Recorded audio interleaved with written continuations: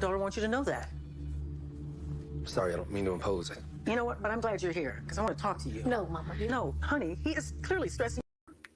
Hey guys, and welcome to Little Black Button 91. We're talking to you guys today, and the title of the video is, yeah, you're a good man, but women never love you the way that you love them. And there's a reason why. If you're one of those men who say, I'm a good man, and I love these women, and they never love me the same way, I'm going to tell you the reason why they don't love you the way you love them. Okay, I'm going to break it all the way down for you. So if you're interested and you want to know more, make sure you like it, you share, you subscribe, and you click on that bell button for notification of the uploads. And for those of you who are returnees, you know what it is, baby. You got the minerals. You got the minerals. Stay hydrated because the streets out there are hot. Let's get into this video and let's talk a little bit about this. Now, you just watched a little clip there from Sistas season 5 episode, I think episode 1. And what was I think that's actually episode 2, apologies, but what you'll see in that particular video is that the character Aaron, who's standing there, the gentleman there, is in a room with his so-called ex, or whatever you want to call it, Karen, who's pregnant, and she's not sure whose baby it is, right? And the mother's also in the room. Now, he has deep founded love for this woman, deep founded, right? He's cared about her, he's appreciated her, he's shown her love that she didn't even know she had for herself. He's given her he's given her respect, and he's appreciated her in the ways that she couldn't even appreciate herself. But it has left him in a place where she still didn't even want him in the end. She wanted her ex. Now, there's a couple of things in here that really must be spoken about and taken into consideration. Number one, when he first met her, she was still dealing with her ex. So it was a poor timing situation, right? She hadn't fully finished with her ex. And he would have known that had he taken more time to explore the connection between himself and her. Because when she was speaking about her situations, she wasn't fully over her ex.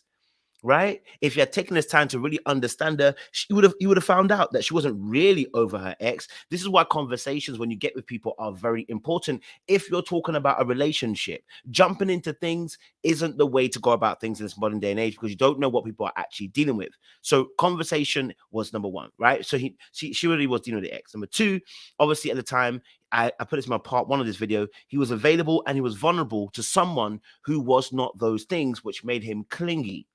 Okay, all right. He was trying to show her love that she didn't even have herself.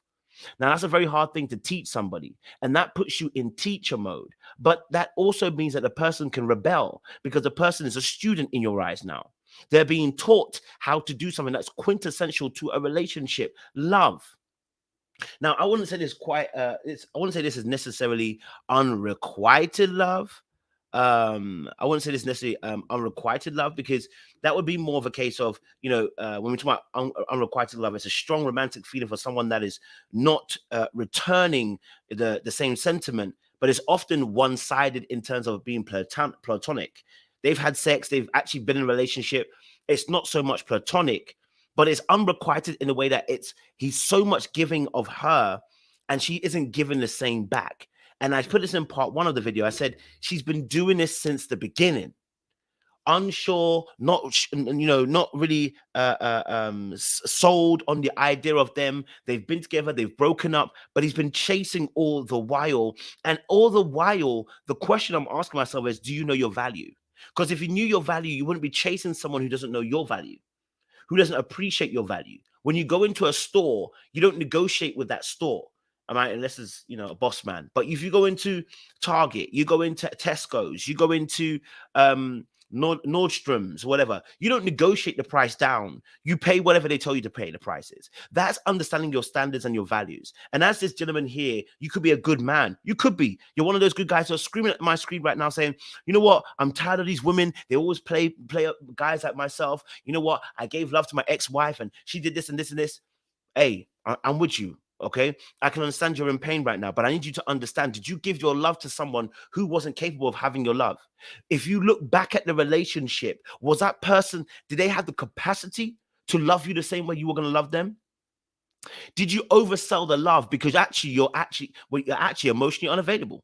Did you oversell the love because actually you want to be in a place of a savior where you are saving someone who doesn't have the same capacity to love, but you're going to love them and hopefully they will grow in that aspect and say, "Oh my God, you know, you saved me. You know, you taught me how to love." You know, I'm seeing some of these posts that are nonsense. These savior posts that women are putting up nowadays, right? Is that what you're looking for?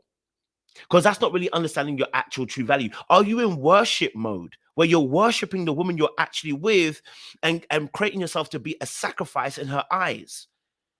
Because the reality is, if you're a good man, you got to choose good. If you're a good man, I need you to have good discernment so you can choose right. Because a good man with a bad woman makes a very horrible relationship, irrespective, right?